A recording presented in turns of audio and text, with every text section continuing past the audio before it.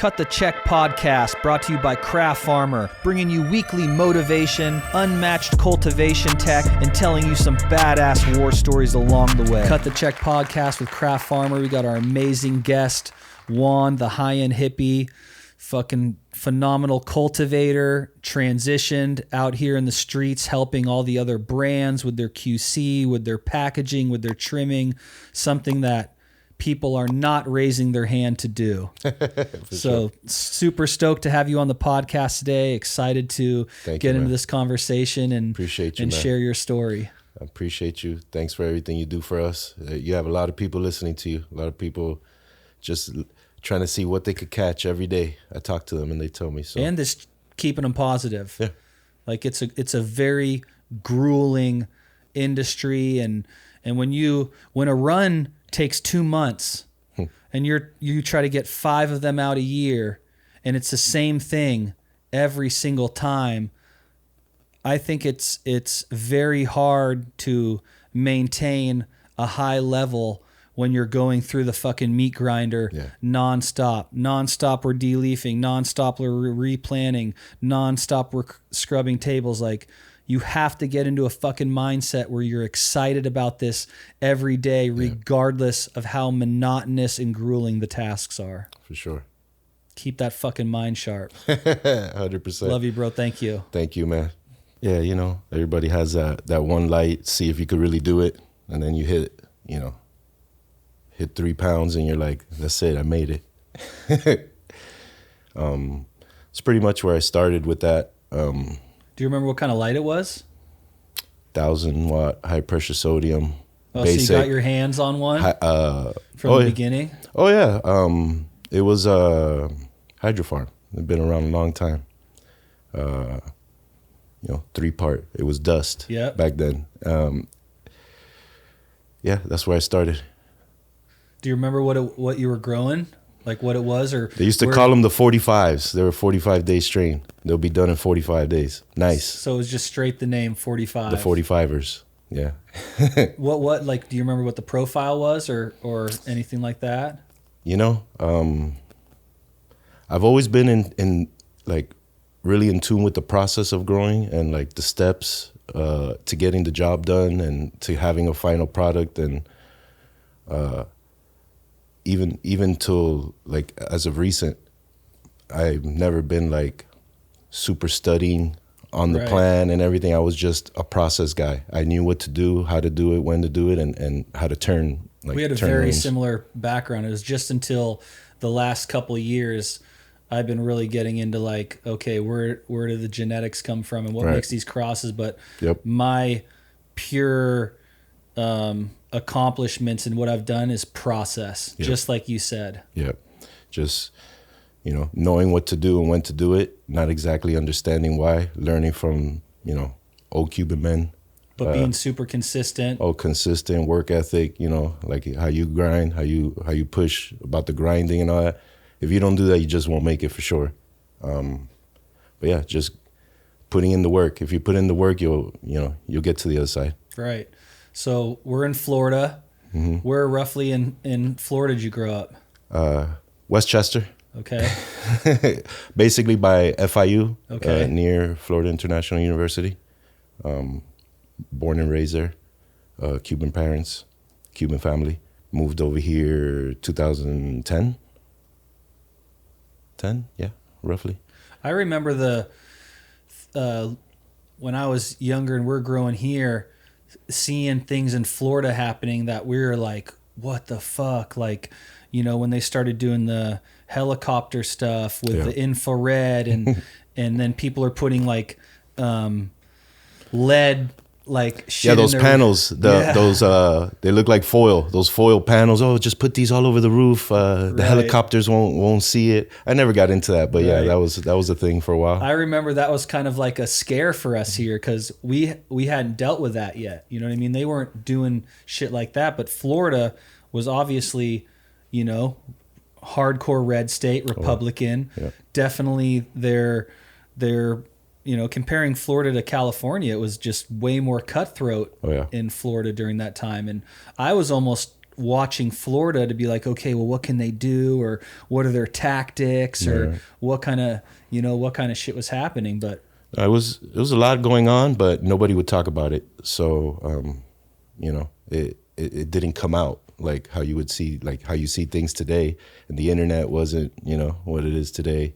So a lot of things were in secret. You couldn't really talk to anybody and ask advice, talk to a friend, No, you were scared of going into the grocery store you and couldn't go to the grocery store. Seeing you. No, you couldn't go to the grocery store. You have to pay somebody, right. Somebody or somebody's parents to go and buy this list for you. And then you'll meet them in a grocery store to pick it up and then circle the block twice before getting home, I feel like to some extent I still live like that. Well, once you're raised around that and that's programmed inside of you, like it never truly leaves. Yeah. Sure. Like we'll come out, like I've come out obviously and I'm doing all this stuff, but like there's things that are in my brain every day. It'll never change. Like if you watch the way I move and how I live my life, like there's things that I don't need to do that I'll never be able to let go of.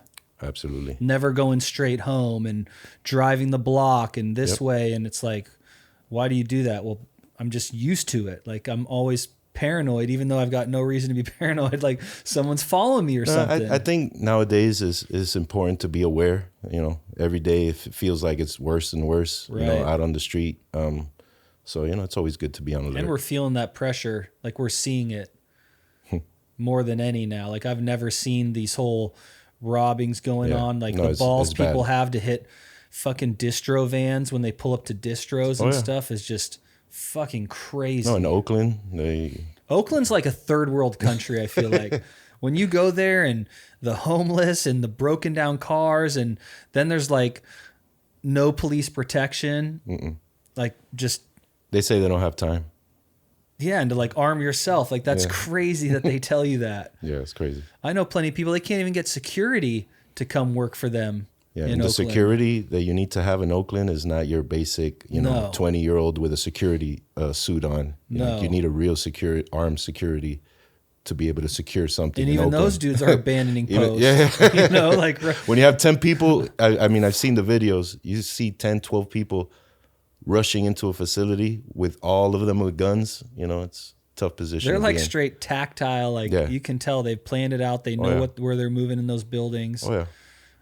It's unfortunate all those plans and security plans are public record and they can go pull that stuff and look at someone's facility and where their cameras are and cages. And so it's a weird setup. It's like what they did to us in Calaveras when they listed all our property addresses and shit. I remember. Like that was wild. Who the fuck does that? Like how can these governing Especially bodies... so new when it's like something that was new, okay, we're going to give you licenses. Here's where they are.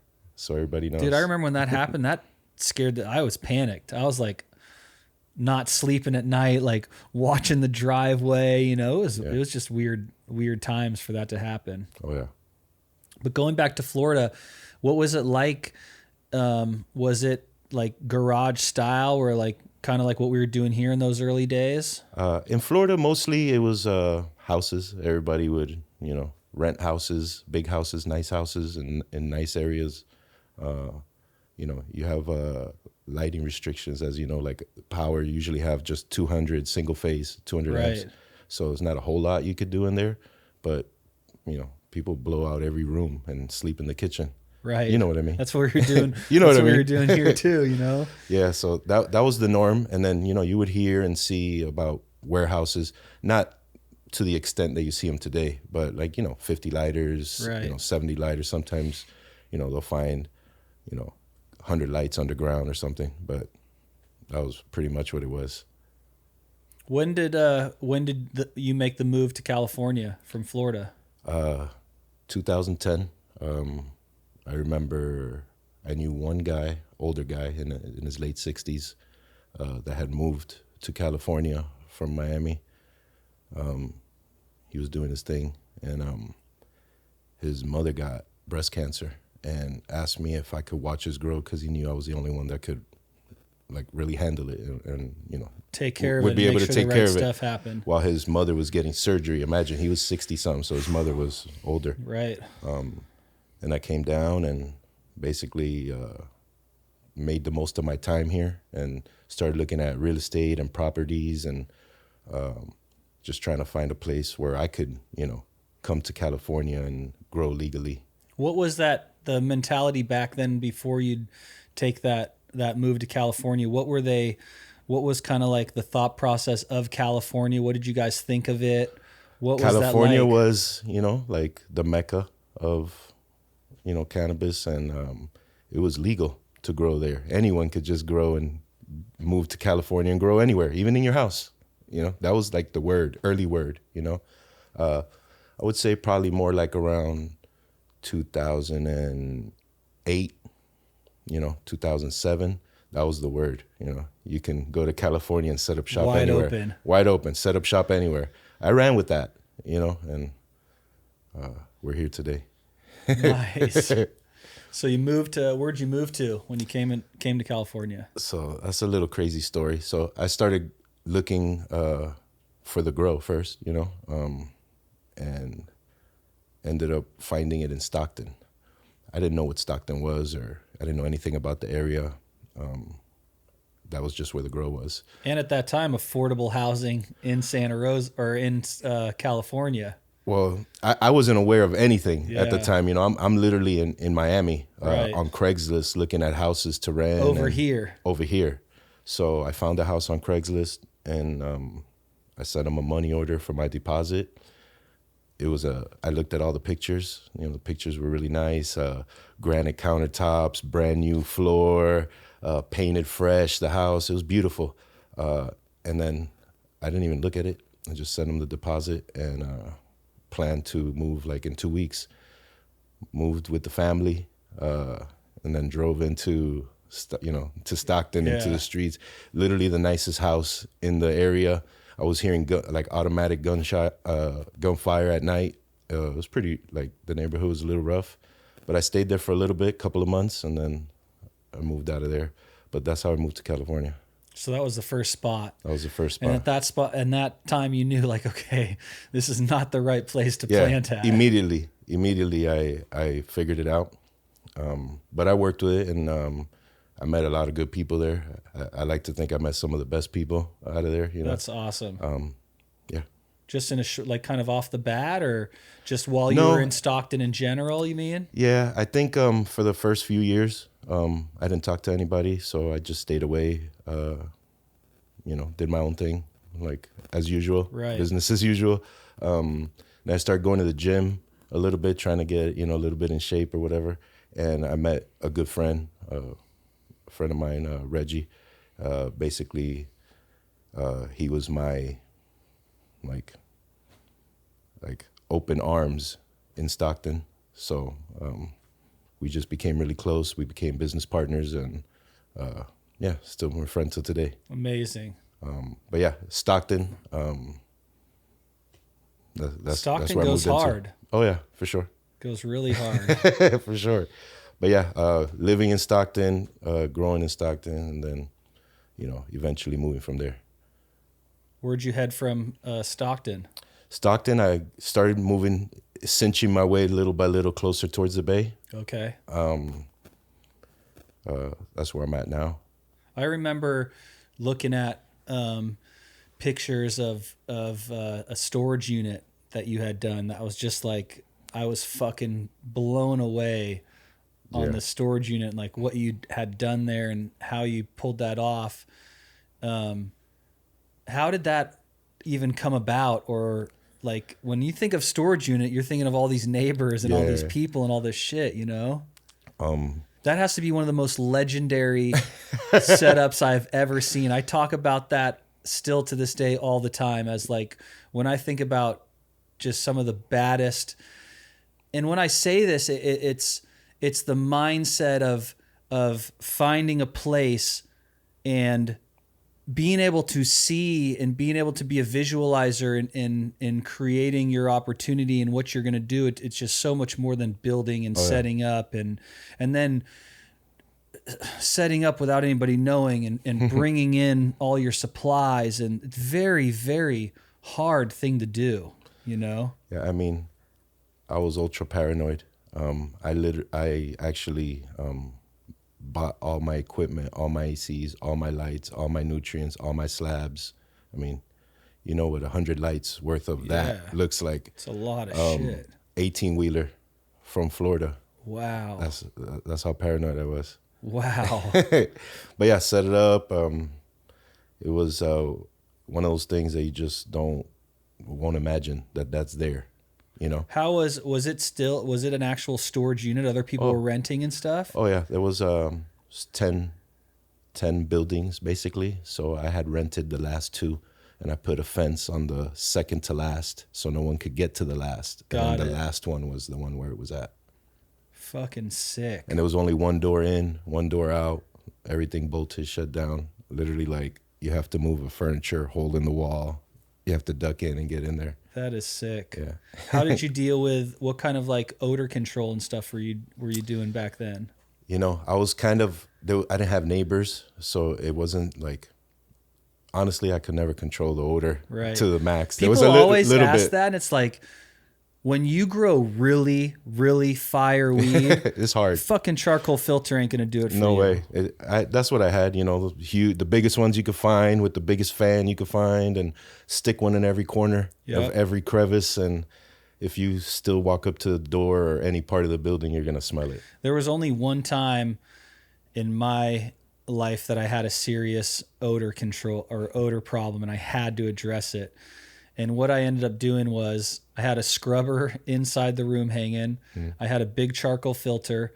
That charcoal filter went into, I don't know if you remember, they had these like grow box charcoal filters where you could replace the slides of charcoal inside of it, but it was a big stainless steel box. Oh, man. So it went from the filter into the stainless steel box, and then went into one of the ozonators, you know, like the 8-inch with the purple lights.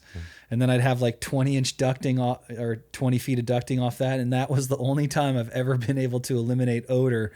But with that, those filters have to be replaced like every 2 months. Yeah. Like you can't, it doesn't last very long, you know? And now when people hit me up about like odor control, I'm like, bro, I grow fucking fire. There ain't nothing you can do about odor. You could try, you know, the little Ona, remember little Ona filters with the jelly? Oh, the God, 5 gallons, bro, and you put them all over the place. 55 gallon in my shop. Yeah, still. I had the car audio store, and so like I was having like customers coming in, and my shit smelled, and I bought one of those 55 gallon of that motherfucker. Then it smelled like that linen. The whole place, yeah. And then my neighbor, I remember going up, I had like on top of my lid of like my showroom store, and I drilled holes in the wall and put little shells with the little every 15 minutes and be spraying into his building. So I'd spray through the holes into the neighbor's side.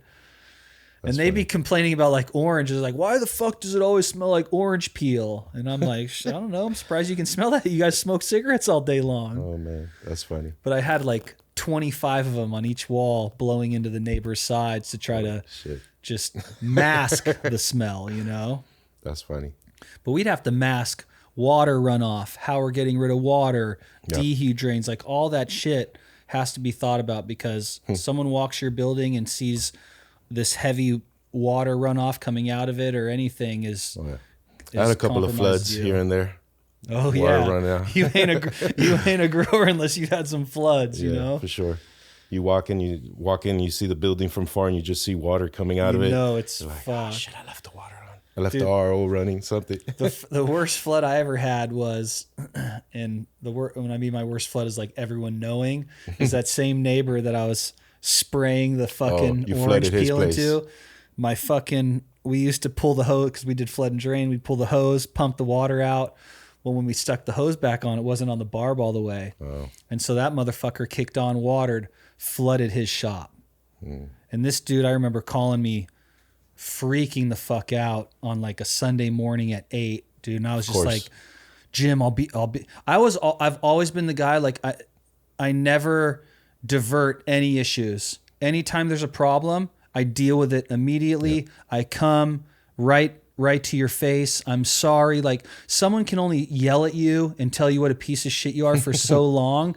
And when you're like, look, I'm very sorry. I'm going to make this right. Yeah. And like, then they see you doing that. I feel that's the best way always. It is, but it's the roughest in the beginning. If it feels like it's the roughest, but it always has the best result. But think about how many people avoid that because of fear or own the fuck up and address it. Your landlord knows you're growing. Address it. Don't try to pull any weird shit and ignore his phone calls. And that's trouble. Long story short, he had a hot rod in there. Like it was his hot rod and all his shit. And I went in there with like 50 towels and like dried his entire floor, offered to get his car detailed. Like that. It was very interesting because this older man, Jim, for a long time hated me. You could just tell he didn't like me. I was 25 years old. I'm in the building next to him. He's like, what the fuck? Like ever since this kid moved in, I started spraying orange peels. And that happened because he called my landlord and complained about marijuana smell one time. Right. So the landlord came in. I was like, look, here's all my paperwork. He's like, we need to have a meeting with the neighbor. Right. I called my dad. I'm like, Dad, I just need you here to show him what kind of, like, just show him that father, son, we're good people. Family. You were family. Yeah. And it took me like 2.5, 3 years of working on Jim. Every day I go up and pop in, hey, Jim, he wouldn't even fucking say hi to me. He'd just stare at me. And then it just like one day it changed. Like then he'd come over and he'd be standing there smoking and talking to me when I was working. And it just like, I think those years of seeing how I reacted and always just accepting the problem and I'm sorry and I'm going to take care of this, and seeing that I was always working towards what he was complaining has shifted that narrative. Yeah, showed him what type of man you were. Right. Yeah, for sure. And regardless of the people you're dealing with, at some point they start realizing like, okay, I'm dealing with a human and this dude's trying to make it too. Yeah, he's got a family. He's not like this criminal or... Exactly. So I try to tell everybody to this day, like, man, just deal with your problems head on. You catch a case, you deal with it head on. Yep. Something's happening, don't fucking run. Yeah, like, address it. Address it. Exactly. Sure. 100%. So going back to that storage container, how did you have that set up? How many lights were in there? I had one room had 35 lights, and then I had a room that had 15 lights. And you were doing a flop with those because of the power? Yeah, I didn't have enough power. I only had 200 How do you amps. when I think of a storage unit, I'm thinking of like an outlet on the wall. Like how do you even bring power into a storage unit? Well, PG&E upgraded the power. For the whole complex? No, just for that building. Oh, no way. Yeah, because it was going to be refrigerated storage. Got it. So when you're going to have refrigerated storage, you need a little bit more power. So they were supposed to drop 400 amps. That was the original plan, but something got mixed up and they went too far before I could fix it. So it stayed with 200 amps, 3-phase. So then I had Which is kind of like 250, right? You can almost pull like 250 if you're amps run, they tell you should run at 180, but right. Us, we got to use you're like down a to the last 205. No, but I started popping fuses, so I had to, the original plan was 100 lights to do 50 and 50. Then I ended up going 35, 35. It was set up 35, 15, and 20. But the 15, the 20 would be together, and then the 35 would be together. And you were then, I remember you were on slabs, right? You were growing slabs. Yeah, I used to get bored a lot, like from trying all the different, styles or whatever. But slabs is what the first grow I did was with slabs, and the last grow I did was with slabs. So yeah. Slabs does phenomenal under HPS, I feel like. Yeah, I agree. I think the mentality that I had was just get them in, fill it up, and try to turn as many, my goal was always to try to get 5 runs in the year. I didn't want 4, I didn't want 3. Right. I wanted 5 runs. So in and out, take it out one day, put it in the next day, 4 or 5 day veg right there and go. Never Especially if you have 3 or 4 plants on a slab, you're going to fill that canopy out really quick. Yeah, 3 plants or sometimes 2, depending. 6 slabs per light and go. Were you doing specific strains at that point? Like, did you have like genetics that you were running over and over and over again? When I was here, the first strain that I really ran with was, and again, I didn't know anybody here, so I was pretty much going to like Harborside and buying clones there, and I would go to Santa Cruz and get this Chem 91 cut, and that's what I ran in the beginning. Heavy. I ran that. It was good yielder, fire. Super gas. That's where, OG-ish, Right. like that's kind of like what I like. So I ran that for a long time, and then obviously started getting into. And that shit threw down. Oh, yeah. Super gassy. Heavy. But yeah, then I started getting into like, because again, coming from Florida, it wasn't, you couldn't pick what strain you wanted. Right. You couldn't source, like if you wanted it, you had to like fly to Amsterdam and get seeds, or like that's what people Right. were doing then. There was no seed banks and shit back nothing. then. Nothing like so that. literally people would go to like, I remember that was the only Amsterdam. place you could get any kind of genetics was Amsterdam. So some people would have some of this stuff, and you might be able to source, but it was really hard. You pretty much get what you can get, But moving here, it was like you're going to a store and you can pick Right. whatever you want. So I started going to Harborside and, being fresh and like amazed at like being able to actually walk into a store and all that. And Harborside had fire cuts then. Back They're then, yeah. beautiful. And Used to rock the Tahoe from there. It was crazy. Get cookies and all this Yep. other random stuff. And then started getting into it. But I was never, like into the genetics and everything till recently, where I started paying more attention to that. yeah, I mean, the genetics are now, I feel like QC, I mean, obviously you have to be a good grower, but QC and genetics is almost everything. Yeah. And that's how it's going to be moving forward. Like, the industry's never going to recover from the state it's in. It'll never be like the good old days. Nah, no way. You have to have, I feel like, proprietary things that not everybody's running. Oh, yeah. Like, I don't want to be the guy with ice cream cake and trying to sell $500 pounds, Rough. Isn't that a good place to be right now? No, you have to have some kind of... Yeah, you have to have a name. You have to have some type of something, for sure. When I started, it wasn't like that. It was about money. Like a lot of people talk that that it's about the plan, and yeah, that's also true. But you can't live without making money. You can't live without money, and then like money is for different people, right? It serves Right. different purposes. For me, it was more like freedom. It gave me freedom, and that's what I was going after. So the plant helped me get freedom. I didn't want to retire Right. at 65 and then live my dream life then. Right. I don't want to wait till I'm 65, 70 years old and take those vacations and lock down those memories, and all that. I wanted to do that now. I wanted to live that now. I didn't want to wait till I was 65. So I felt like the plant helped me get like financial freedom, to be able to live my life Right. like how I wanted to live it today instead of, I think the biggest gift that man can give himself is freedom. For sure. And not even like, freedom where you have to have millions of dollars or $500,000 salary. That's not freedom. If you're still going and flying all around and working for someone else, like when I talk about freedom, it's waking up every day and making all your own decisions for yourself. Exactly. Without anybody telling you what to do. That was like, as a young, like growing up as 17, 18 years old, I already had that in my mind that's what I wanted. I didn't want anybody to tell me what to do. I was talking to someone the other day, and a very close person to me, and they were saying, I'm not really, happy here because I don't make this much and this. And I'm like, do you realize you have the greatest gift that man can have? And he's like, what are you talking about? I'm like, you don't work for anyone. You got to get up every day. And even though you're not where you want to be financially, you have a freedom that some of the richest people in the world do not have and can't experience. For sure. And you got to get up and you got to make your own decisions, and you decide where you're going to go and what you're going to eat. Yep. You're not poor. Yep. You're not rich, but you have the best gift. Your freedom is priceless. Yep.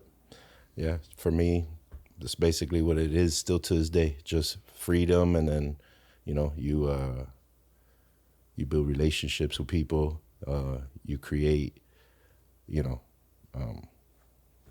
just that's what I've been able to do since I've been in California. Just create relationships with people, you know, be a straight up, like we were talking earlier, Right. straight up, be a man of your word, do what you say what you do, you know, type of thing. Yeah. You can't teach that value. I feel like you either have That's that. an old school value. You know? either have that or you don't, though. You Yeah, know, I you agree. can't not have that and then have it. Like you're either gonna have that in. I feel like you either have that in your blood, Yeah, and you're gonna show me from day one, for sure. because I'm not gonna be around to see your resurgence or your born again bullshit. You know what I'm saying?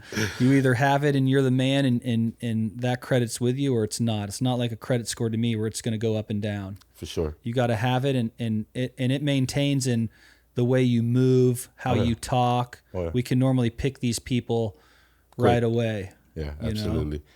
Yeah, I mean, yeah, today, I don't, like I was telling you earlier, I haven't grown in about 4 or 5 years, I would say at least. But yeah, just building relationships, building, you know, new businesses, and trying to have freedom, you know, to keep time. Time is like trying to buy back my time, you know, trying to remember the time, trying to enjoy every day if possible, you know.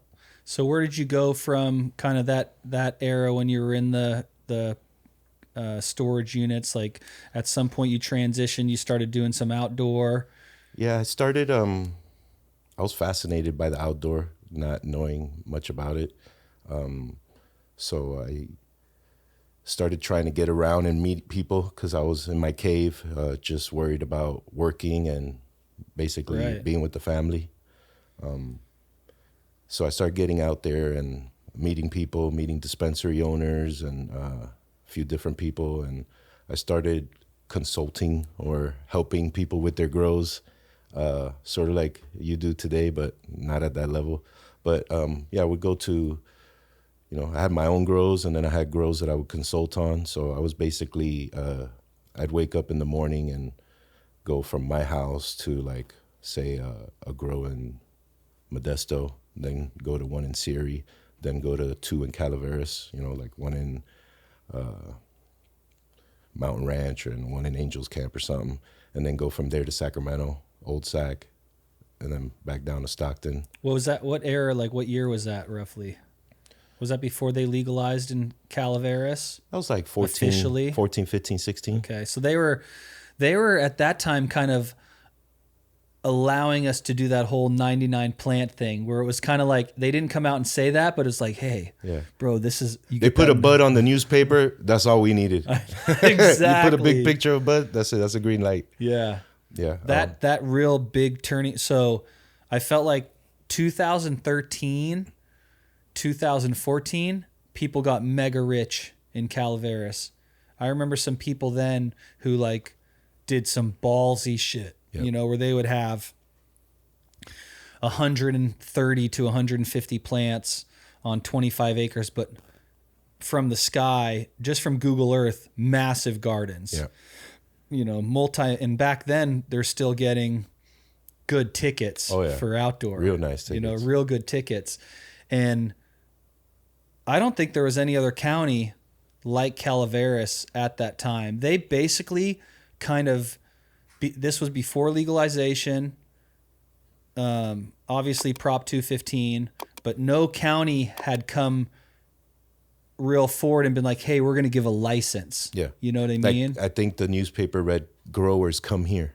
It said something like that on the newspaper. So 2015, 2014, big paydays. 2013, 14, massive paydays. End of 2015, the Butte fire comes and devastates District 2. Yep. Mountain Ranch. Destroyed. Primarily just fucking burned everything down. And that whole area, part of like Jesus Maria. And bro, you drive out there and it's like fucking hills have eyes. Yeah. Like Jesus Maria, like you get, when you exit like Mountain Ranch Road and you get onto Jesus Maria and you drive for like 2 miles, then you're like, okay, should I even keep fucking going? Like you start seeing people's setups, and I remember the first time I drove out there, I was like, dude, I don't think I should be on this road. Yeah, you never know, like if you're on their land, not on their land. I used to, you know, I used to worry about that because I would put miles on in Calaveras. For sure. I would go up and down from all I that area. I went to meet Jay from Sumar Farms. Do you remember Jay? Jay. I think he was like from Stockton or something like that. He kind of moved out there. And anyways, like I was going down Jesus Maria and I'm just like, dude, I need to get the fuck out of here. Like uncomfortable to say the least, you know? Well, that was a little rough in that little back. That whole area, especially because like no cell service, you don't know where you're going, nasty switchbacks, Little narrow roads on the side. narrow as fuck. And then the houses and the way people are living as you're getting out there, like people don't really understand. But when you get into like deep woods of very low income areas, it's a different life. The way fucking people live are like, holy shit. Like that family lives in that fucking shack, like dirt floors. Like that's crazy. Yeah. You know, and I hadn't really seen that being from Miami. For sure. I didn't see that coming from fucking deep in the woods of Mendo. You know what I mean? Like Calaveras was a different area. It was like the poorest county I think we had in the state too. Like that county in general has just been devastated, you know, with low income and no money for really anything, you know, and it's a very rural area. Yep. Like look at San Andreas, the fucking capital of Calaveras, and like there hasn't been anything built in there in like 70 years. I remember, I guess it was 14, right? The year before they gave the licenses. I remember going to the Marvel and you would see one, maybe two people in the like grocery store. Dust on the packaging of the food and shit. Nobody anywhere. And then when the licensing came and all the growers started growing, it would be lines in every register. Right. So that's when I thought it was going to be good there, you know, building the economy there. We got very lucky in Mountain Ranch with like Senders. Yeah. Another place that was ghost town, and then. But the amount of shit that Senders carried, unbelievable. It was like a Home Depot in the middle of nowhere. Anything you need grow related, concrete cages. I mean, you had nowhere else to go. But they actually had it. Yeah. That was the craziest thing. Yeah, that was a meat spot. That was a good meat spot. Fire sandwiches, to take the people. Great meat. Yeah. Dude, and you'd go in there and like there'd be like 20 Hmong with like every fucking PVC part you can imagine on the floor, and they're designing their whole fucking their irrigation right there. Their whole, and they're like speaking so quickly and you don't know what they're saying, and they're barefoot. And I remember the little post outside. People would post like the bulletin board. Yeah, they would post that they had weed for sale. They would post a trimmer. They would post everything there. Dude, the amount of people descending into, like, I still think about that all the time. The amount of people descending into those hills was fucking nuts. It was. So if I am trimming 1,200 pounds on my one little fucking lot, and we've got 40 trimmers, every fucking spot has that many people that have come into the country, and all of them were all foreigners. Yeah, most of them were. Hispanic, Hmong, Taiwanese, Chinese, European. I saw a lot of Europeans too. Lots of Europeans. Germans, every from everywhere. In coming in groves. Yeah. I feel like in the Humble area, when I was in Garberville, I saw so much of that too, from like same kind Brazil. of thing? Yeah, Brazil, you know, all Latin America, all South America, Germany. They would really come from everywhere. I still get amazed by that. And this is what's crazy is you and I are talking about this little area. We're not talking about Mendo, Shasta, Trinity, Humboldt, Sonoma. Tiny little. Yeah. I mean, we must be talking about tens of thousands of labor workers. Like, easy. Just incredible. And the money that was spent and the money being pumped into the economy. Yep. That's what I'm saying about the Marvel and all of that, going from seeing nobody there to seeing dozens of Calaveras Garden Supply open, I was just like, what the fuck? That was the biggest grocery store I'd ever seen. To be honest with you, that was my favorite time in like work related to 2016, 14, 15, 16. Those years right there were like my favorite years because of Calaveras mostly. I helped a lot of people out in different areas with different Tremendously. grows. I think that's an Calaveras. understatement. I don't think you'll even know how much you actually, like that ripple effect I talk about. Like, I don't think you'll even know how many people like you touched and helped, and just with what you guys were doing. I had never seen a trim business, and I remember I was just like, wow, who takes on this? Like, who decides they want to start a trim company? Yeah. Like, I think the only reason, or one of the major reasons why there was a little bit of success behind that was because, like coming from a grower, as a grower, to be able to find the process of trimming from your point of view, right? But not something that you actually want to do or have the time to do, because there's so much to do in the garden, right? Especially during that time where you have to clean and transplant and sell and all this other stuff. So it was being able to, like, okay, what's the most important thing that a grower wants to know? To give you the product and not have to worry about it. Okay, that's a big step. So being able to create like analytics and weighing everybody's stuff, and I feel like it was something new to bring to grow sites where people are like, damn, maybe I can have trimmers here and I don't have to babysit them. I don't have to house them. I don't have to feed them. I don't have to, because like that's what was going on. that's what I was dealing with. I'll never forget it. Everybody was dealing with that. So it's like, how do you like take that away? And then also as growers, you're like have to be in control of everything.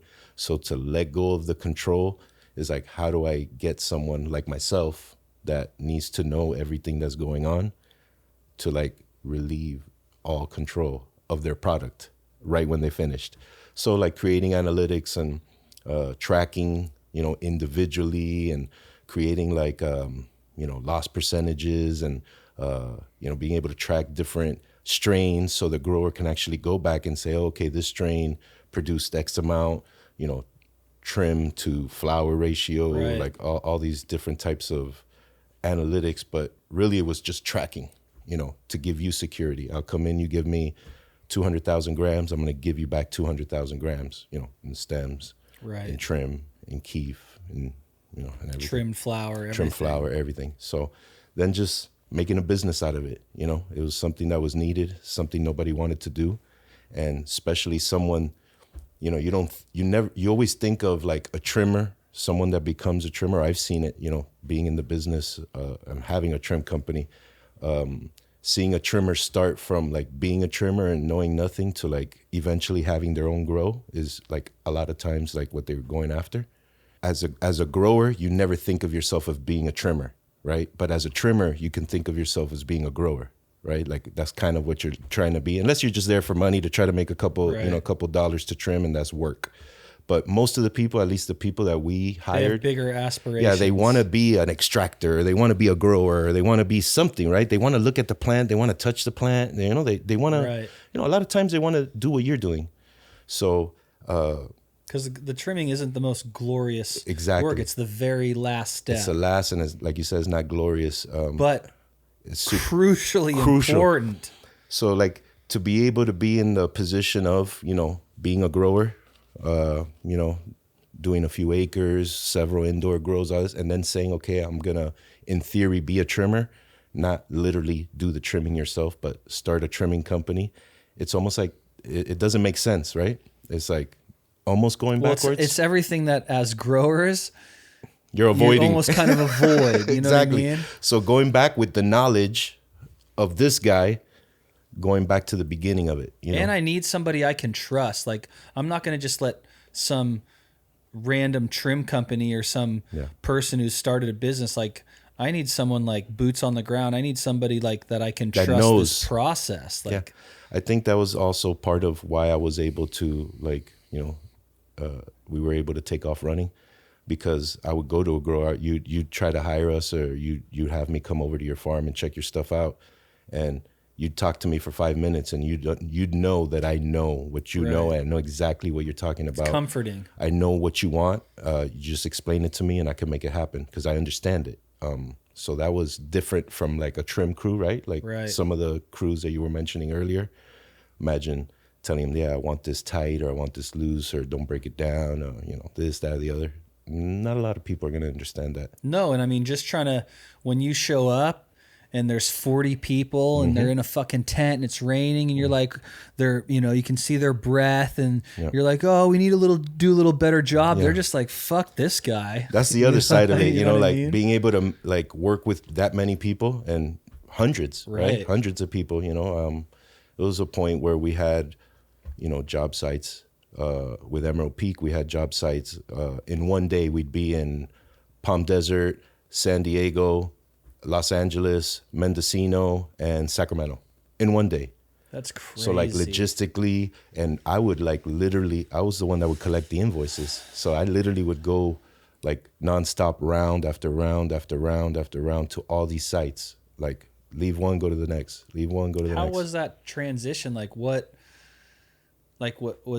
you 100% accepting of that and be like, this is my new role and this is what I'm going to do? Or was there a part of you that was like, man, I miss being in the garden and growing? Like, how did you transition to that mindset? Because going from growing to managing fucking thousands of trimmers is just intense. I think it's two parts, right? One part was I was really, really busy. So I didn't have time to really think about too much.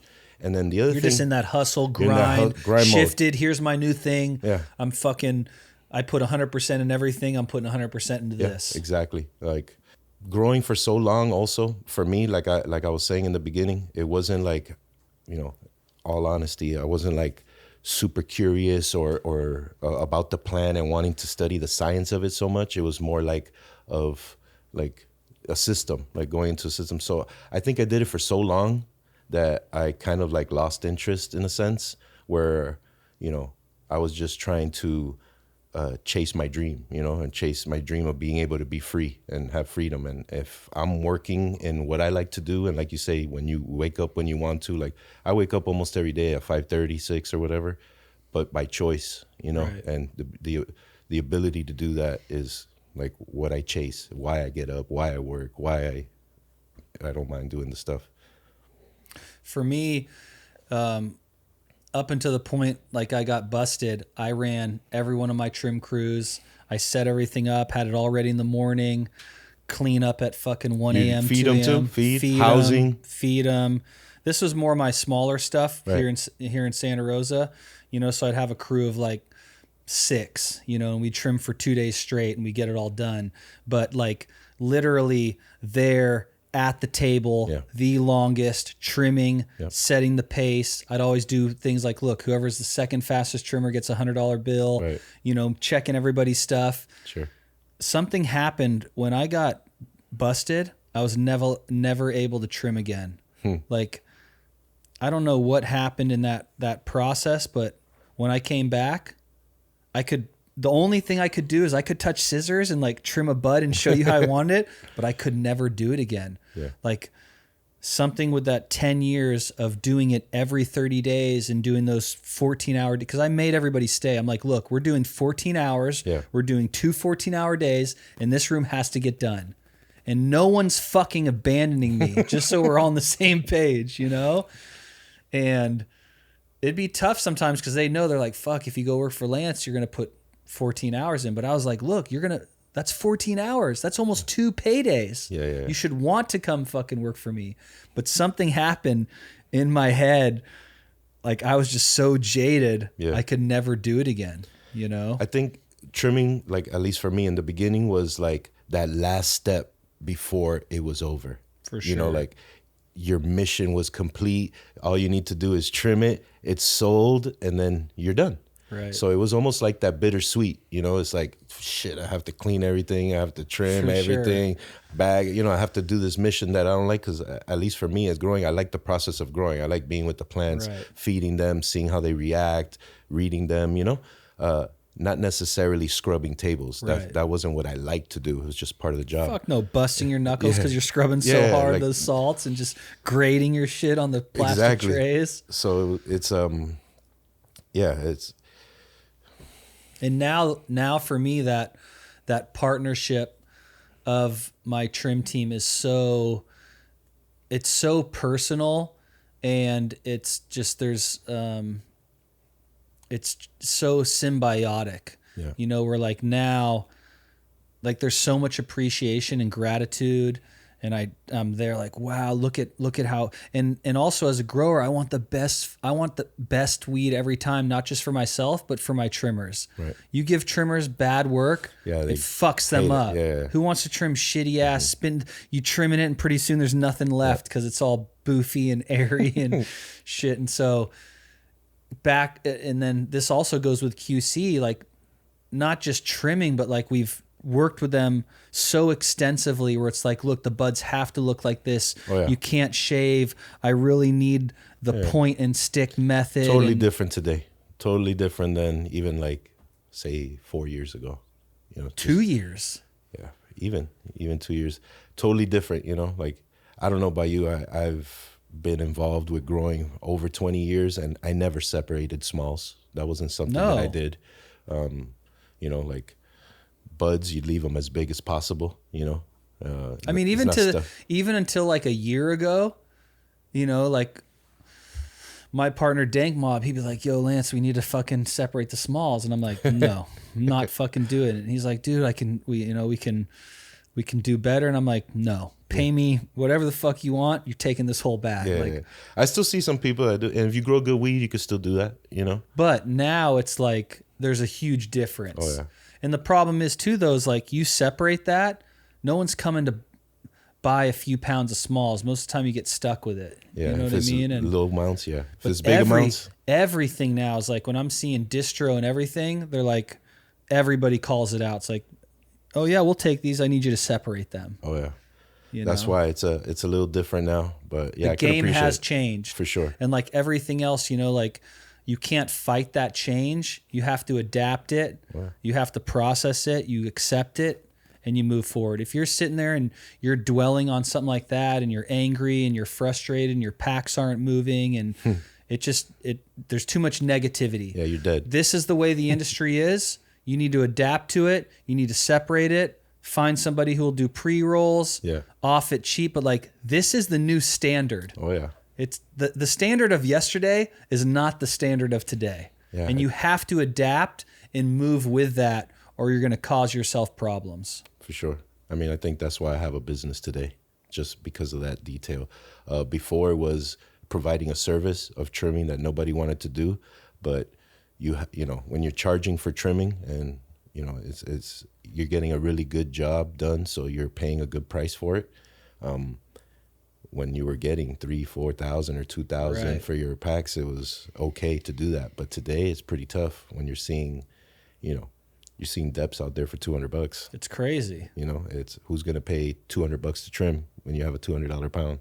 I wonder like how our outdoor brethrens are even doing. Like so many people that I knew who grew outdoor and had done it for so long, they're not doing it anymore. It's a rough place to be today, I believe. Like the only people I really know who did do outdoor, and you know, a lot of them even depths have like processing contracts where like all the fresh frozen's being bought, and they have strains that, you know, produce higher in those hash departments. And but specialty is now no longer to go into a pack and sell it for even $1,000. These dudes don't even sell flower, and they've got, you know, 8 greenhouses and this outdoor plot, and it's all, you know, different types of concentrate. And it's also, it's heartbreaking at the same time, you know, seeing like everything, all industries, everything changes. You see the changes, you watch it happen, and it's like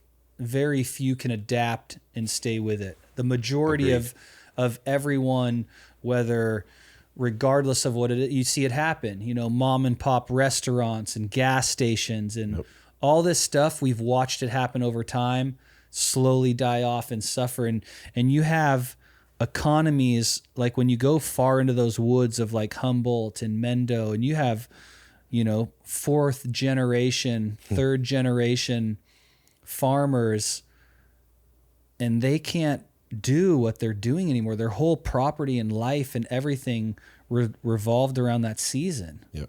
You know, so many people would work that season, and then they'd have their harvest and they'd trim it as the year went on. Like they would get it to work till the following fucking season. Yep. I learned about that when I moved here. You'd be like, bro, like you store like that's been on the stem for fucking 6 months, and you're like, yeah, that's how we keep it. Beautiful. Fucking underground, you know. With AC, storage containers. Yeah. Outdoor growing was new when I moved here for me. I had never been involved or really seen that. So I took a liking to it and I really dove into it. I was fascinated by outdoor for some reason. So. Yeah, I mean, it's just the plants are incredible. The way that plant can sustain insane temperature swings and wild indifferences and still I think it's just not being like hiding inside of a grow, right? You know, like helicopters, you know. You're like fuck it, you're I'm here. out there and that's it. You're outside, you're in the sun, you're in the air, the breeze, you're with nature. Like you're not in, even sometimes I think like even when I'm in Michigan, like I'll be in a building for 13 hours with no window, no window, no light. You know, and I think about that sometime like, wow, like I spend so much of my life in this building with no windows and you don't even know what's going on outside. You know, you come in the morning and then you leave when it's dark out, you know, and when you get that chance to do what you love, but it's like in a greenhouse or like outdoor, it's fucking different. Yeah, it feels different for sure. And the weed is different. Yeah. Like when you, I try to tell people like when marijuana is sun-kissed, dude, fucking terps, THC, all kinds of things fucking happen. Yeah, I didn't even know you could get some of this outdoor weed looking like the way it looks. Yeah, phenomenal through all kinds of just different tech. And I got real into like shade cloth tech and not using just typical black shade cloth. I remember right when I started doing all my greenhouse stuff, Greenhouse Megastore had opened in Sacramento, and that just opened up to like, I remember going in there and I'm like, what the fuck? These dudes have 50 shades of percentages, different crazy stuff, white pearlescent. And then I started fucking with that and damn, that shit makes a huge difference. Keep those strikes on there. I started wrapping greenhouses in this 80-20 white pearlescent. And I swear to God, like that shit made a huge difference in the way the bud looked and the color and like it helps tremendously. You know, it makes a big difference. Yeah, I loved all of that, seeing all of that. But every day you get up and you walk in and you're like, damn, I put clones in here. Yes, dude, in 14 days you got just the most amazing structure and you know, with the easiest supplements. You could just do some soil and water and maybe give it nutrients, maybe top dress just once a week, and those things would go fucking ham. Yeah. And they'd be moving like a solar panel, like their leaves and shit. To the sun. What the fuck? Oh, yeah. I remember trying to take like the indoor tech to outdoor and spending like a gang of money on like 250-gallon tanks of nutrients and things like that because I was coming from the indoor, and then like meeting people out in Calaveras, meeting so many people out there and seeing them just mixing like, you know, the chicken shit and all the different stuff. Straight up. And with like $500-600 worth of additives, this guy was producing, you know, like one guy I'm thinking about in particular, like sick quality yields, everything. And here I'm spending like $60,000 in nutrients. And some of the most amazing plants I'd ever seen was Ian's dad, our videographer, and he would get just a dump truck of compost.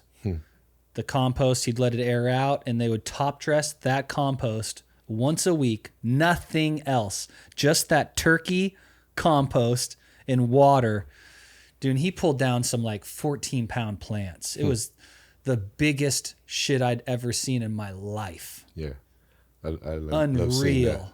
Unreal. It was like plants were 13 feet wide, 13 feet tall, and just perfect globes. Right. Like the way the plant grows is like a fucking, like a globe, you know? Yeah. That's part of why I love it so much. Seeing, you can see the results. Where like in an indoor garden, if you go in every day, it's hard to see the results day in, day out. you like you said, you walk in the greenhouse the next day and see them sprout up 6 inches. I remember measuring them and putting like sticks with a tape, and then coming in the next day, it'd be like this much higher than where I put it. And I think back in that time, one of the most impressive people was Willie. Willie's garden and greenhouse. Like seeing what he was doing, and he was so young, and like I was just blown away by this dude. I was just like, and everybody talked about him up there. You know, everybody like, oh man, have you know who Willie is? I'm like, Willie? I don't know who the fuck Willie is. And they'd show me his page, and I'm like, oh my God, who is this kid? Yeah, I think he was one of the first like posting pictures of big gardens. Yeah, he had the biggest balls. Big gardens, you know. You know, he came right out the gate and just was posting shit in his backyard when nobody was doing it, you know? And then even then finally like getting to meet him and talk to him. I remember like he showed me a picture one time, and it was like just 3 PVC hoops, and he was like, dude, Lance, I looked at this picture every single day and wanted to grow so bad, and like just everything he had created was that same style mentality I have, where you can just look at something and you just look at it nonstop, and you just keep fucking, you're like, oh dude, I can envision me being that little guy in between there and playing that in my mind until like it starts being created in your life. Yep. Yeah. Willie was one of the first people we trimmed with with Emerald Peak. Yeah. Shout out to Willie. Was that when he was on the like, I remember when he cut the top of the pad on one of those hills, and they had like 22,000 square feet of hand pulling depths. Yeah. I think there was 3 of those patches. That was incredible. Yeah. It was during that time, it was some of the biggest gardens people were actually posting. For sure. That was just so wide open at that time. It's like that fire came through, ravaged us. Yeah. And also for the county to be like, we're devastated. We need to raise money. You know what? Fuck this. Yeah. We're going to allow cultivation. You only need 3 acres and you can have 22,000 square feet. Yeah. Before the crazy setbacks and all that. Before all that. Yeah. They just let us go. And then they came back the following year and started the regulations. Yeah. And I think even that first year, there was no tax, and it was $5,000 to get your license.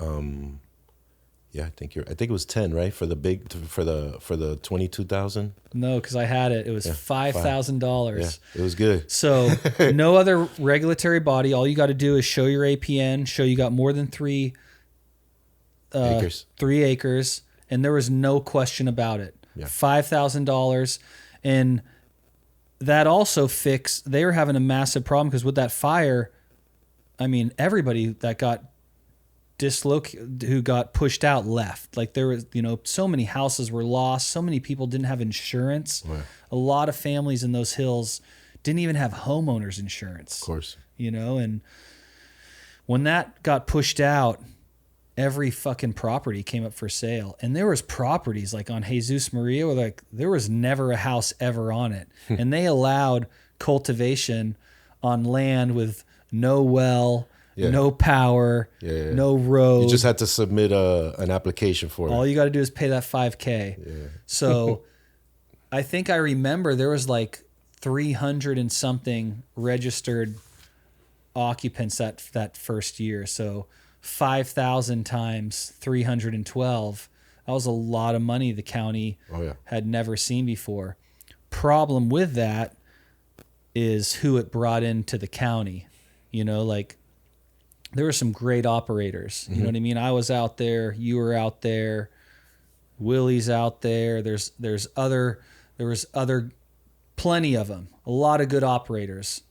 There was also terrible operators. For sure. Like the shit I saw in Calaveras after that, I've never heard of before. Like the slave labor. Yeah. Like there is some crazy shit going on out there that like you're like, you didn't know that was real when they were talking about that. Crazy. No, shit in West Point where there's like 30 people chained up. Like they found them chained to posts like horses. Wow. There was. I remember Mountain Ranch too. They had some people tied up there too for a couple of days. Bro, there was some when you take crazy fucking backwoods Okies, dude, some of the people I dealt with up there and like interacted with, I was like, okay, like these fucking people, I don't even know how to describe them. like out there, you know, really fucking out there. Oh, yeah. And like their mentality of just some of the shit they did and the decisions they made was crazy. But just so much trash and shit left behind. Yeah. And I saw a lot of that when there was all the farms started coming up for sale. Oh man, just very bad. So the county never took any of that shit into account. They made it wide open. That shit happened. And it was like, then all of a sudden we were the spotlight of like the worst fucking county in the state and the dirtiest and what not to do. Yeah. You know, and it was unfortunate because I would have never had an opportunity to go anywhere else and do anything. I wouldn't be here today if I didn't have the option that I had in Calaveras. I agree. Same here. The very first property I ever bought in my life was in Calaveras on a land contract on a handshake deal. Where like this guy was like, you know what? I was coming off probation and on my case, and I'm like, I don't know what I'm going to do. This is all I know how to do. Opportunity presented himself, and we were able to buy a piece of property with $60,000 each. It was everything I had saved up, you know, and we went over and did that. And in our first year, the fucking Butte fire came through and burned our garden down. I think we were able to harvest like 312 pounds out of there, and it just smelled like fucking hickory. It just smelled like campfire. I remember seeing those but packs. We still sold those packs for like 1,200 back then, you know? Yeah. The next year, fucking 1,100 pounds. Yeah. Hit that motherfucker right over the top of the head. You know what I mean? And that allowed me to get my property that I did all. But crazy shit happened then that will never happen again now. You know, so that first being able to shake someone's hand on a land contract and going down to the fucking title company with money orders, $60K in money orders. And then my property that I built up there with the greenhouses and all that stuff, I got a fucking incredible, I found it on Zillow. I contacted a real estate agent. I was like, will you see if these people will take $100,000 down and I'll pay them for 4 years? And they came back and they're like, well, we'll do it for $150 down. And like, that kind of shit doesn't exist anymore. Rare, you know, like super rare. I would have never had the opportunity to buy anything. I had no money in the bank, you know, like a lot of these people you see buying property and doing this stuff, and they have this person, like we didn't have any of those opportunities back then. We would, God forbid, we would never talk to somebody. Last thing I ever want to fucking do is go to someone and be like, hey, if you put up the money, I'll do all the work and we can split it. So it's like we come from this way different mentality, you know what I mean? And I would have never done those deals if they were offered, you know, because you know what you can do and what you're capable of. But those land contracts, you don't see that happening in California anymore. Rare, for sure. You know, it might be in the middle of fucking nowhere and you can barely get there if you're getting a land contract. But to be able to buy land like that in Calaveras, and dude, your first year you make the 5 first year times, was good. Like you said, the first year there was good. Second year was good. Then it got tough. Then they basically choked us out. Yeah. I was already providing service, and I was very little on the like growing consulting side, even though I still had clients.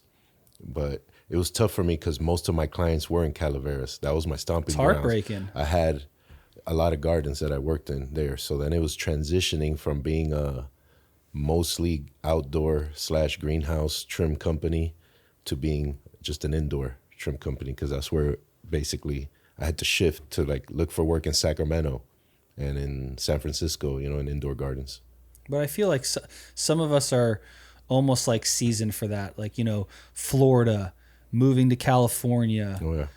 bringing the semi, then moving to this, then realizing like, you know, like my skills can be used in so many other things, and pivoting to seeing the gold mine happening around you and supplying the picks and shovels. For sure. You know, that's generally kind of like what happened with me too. Luckily for me, I wasn't smart enough to know to do it. It came out of requests from other people, which was amazing, you know, but organically it happened. Organically, but realizing I'm not going to just be another fucking grower and maybe lose out on one of these opportunities and be left.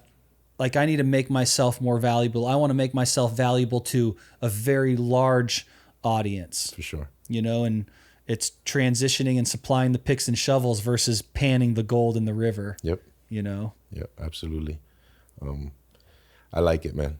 I think it's a good space to be in, you know, the way that everything is now.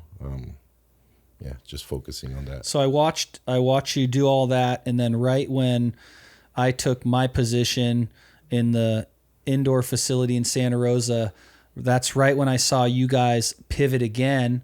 I saw you head to Oakland, and that really, I saw a lot of stuff happen for you then. Like, it really opened up. Like, you know, I hired you guys multiple times for labor contracts and help with harvesting and de-leafing and all kinds of different things. And I feel like that's when it really, like, the mushroom cloud started really expanding is when you shifted again and went to Oakland. Yeah, well, before I went to Oakland, I went to Garberville for a couple of months, just, I think, 3 months.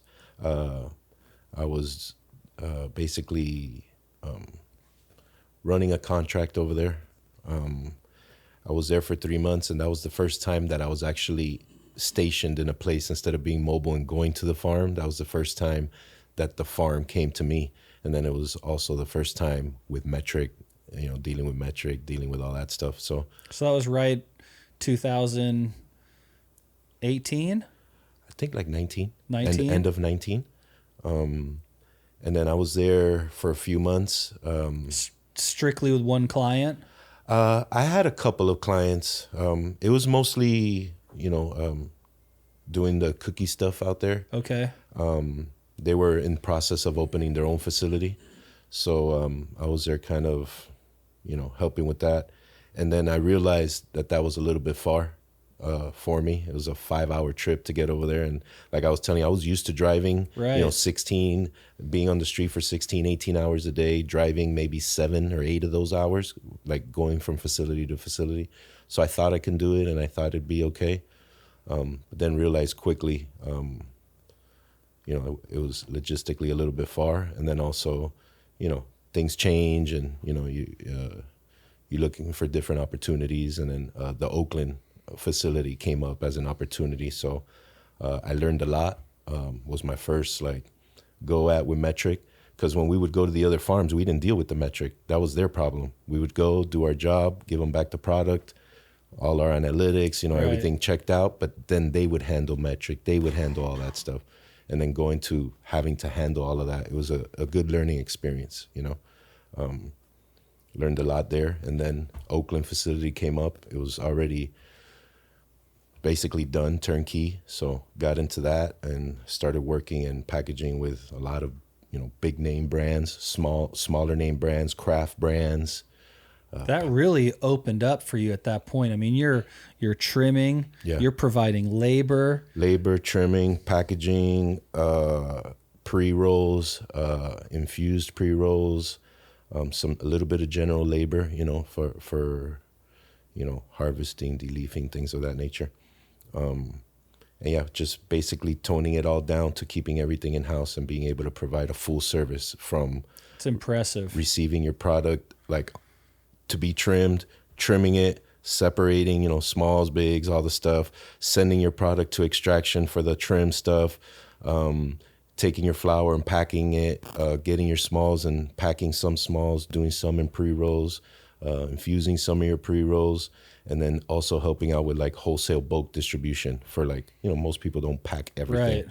Right. So like literally the plant comes in on the stem, and it goes out either retail ready or bulk wholesale sold. That's impressive. So yeah, just working on that. And you've had to make all kinds of connections, I imagine, through that process. You know, from Calaveras, like from the days of Calaveras and traveling to all the farms that I was talking to you about and meeting all these great people that I met, hustlers, people, you know, making it from nothing, people coming from nothing, struggling, like you said, and seeing, you know, all these people and helping, it felt good. You know, it was different than being locked in a grow for me, you know, from being there so long. So, yeah, I enjoy it. That feeling too, when you help someone else, it's a different win than your own success. For sure. When you've helped somebody get to a place where they couldn't get on their own, and then now there's that ripple effect of who they're going to help and whose lives they're going to change is priceless. Like, it's like I said, it for me, a lot of the times, like being a part of someone else's garden and seeing the excitement of like when they're like, oh my God, I didn't know the plant could grow like this or do that. Like, that reward is a different feeling. No, I felt it. I first felt it like when we first started with the trimming company. We would hire a little bit different. Like, we were going after and trying to hire people that were like in the industry to some extent, right? They either smoked or they, you know, tried to be a grower, or they wanted to get into the industry, not your typical like laborer, right? So I would connect with these people, you know, on a different level, and I would see them, you know, move into an apartment that they can fit their family, or, you know, get a new car, or like you could see them like doing better, and it feels good to be able to help out. For sure. Amazing feeling. So where does that transition to now? So right now, basically doing a little bit of the same thing, just providing services for people, packaging, trimming, you know, being able, working with good people to be able to connect the dots. I think my specialty is, besides being able to provide, you know, labor and stuff like that, is just connecting people and, you know, being able to pick up the phone and be able to find what you need to find, or get the help that you need, and also help people. I've helped people along the way, so I feel blessed that I'm able to pick up the phone and get help when I need it, or just, you know, connect people. And now you're working with Hummingbird, or out of their distro in Oakland. Yeah, I'm working a little bit with them. They already have all their stuff going on over there, so I'm just implementing some of my processes, some of, you know, the things that I've built throughout, you know, a little bit of time, and just coming together. They already have a lot of good products that they're putting out. They do everything for themselves, so it's pretty amazing seeing what George and Christian have built over there, and where they've come from and what they've done, and just watching their product line, and you know, like the infuser, like the blunt infuser that they got, and how impressive that machine was. It was like a $350,000 machine or something like that infuses it perfectly, and the wraps that they want to use, and everything. It's like people like us getting in the business, right? They understand quality, they understand what needs to happen. They're not cutting corners or cutting people, or, you know, like just moving correctly, and, you know, you were able to withhold, you know, withstand some of the brutal things that have been happening in the industry now, if you just, you know, keep a straight line. But then seeing also, you know, not just focusing on product, but building a sales team, hiring Glenn. Glenn's a fucking beast, dude. And love Glenn. Pleasure working with him. It's great seeing him. Good like people. Everything about what they're doing, and like dealing with Christian, dealing with George, dealing with Glenn. Like, I like each individual for who they are and what they do, and I've had really good business with them, and they helped me get my flower onto the shelf of Jungle Boys, and just people who have done things for me without asking, like, oh, I want this, or you're going to give me this. Like, they have just genuinely helped me, you know, and that's stuff that I'll never forget. Like-minded people, you know. That's why I chose to kind of work with them when I was looking to pivot again and find something in the area that can work, based off my experience or experiences that I've had with people in the past, all learning experiences, all good, all, they were just a good choice, a good fit, because I feel very like-minded with them. We're all come from different places, but we all have a similar goal. So very easy to work with, understand, the business. And they got some crazy shit coming up. Like they got some Wu-Tang stuff that that they're working on. For sure. No, I like where they're going. Just like when I was telling you, I like the way you're going. I like the way they're going. I like what I see. So yeah, it's a pleasure to be working with them for sure. It's really cool to see my peers on this side. Like when I say this side, like, almost like Prop 64, like what we did before and transitioning. So many soldiers had fallen during this transition. Like there's few people left, that I actually had talked to on like a one-on-one basis or had actually known who they were. And it's amazing to see you here. It's an absolute pleasure to have you come in and taking the time and being on the podcast. Thank you. A long time coming. Been looking forward to. We've been talking to it for a long time and talking for a long time for sure. Dude, you're one of the fucking goats, on my list, and just knowing what you've done over the years and moving to a place that's completely uncomfortable and so far away from home and family. And I didn't have to leave. I was born and raised in Mendo, and I stuck close to the nest. Sure. But for the ones that didn't, that's a sacrifice and overcoming a fear that I never did, and so I have just so much respect for you and what you've done and following you these years and, geeking out on the grows and the tech shit you did. And appreciate it, man. Thank you. For years, we've kind of gone back in the DMs like before we got to know each other. And I've always had just nothing but love for the High End Hippy. Same here, brother. Thank you, man. Thank you so much for coming in, and thank you. It's been a pleasure, Juan, and I'm super stoked to see what the years. Yeah, I'm stoked to get going with you, and get a little something going. We're gonna get something going for sure. Yeah. I've been waiting kind of for like the right moment. The industry's savage. Yeah, for sure. And I think we're getting to a point though where everything is kind of like the watered down shit is kind of going away, and the only ones that's going to stick around are the people with real knowledge, real experience, real contacts, real connections, real good intentions to work with people. Like those are the only people who are going to be left. Money, everybody has money.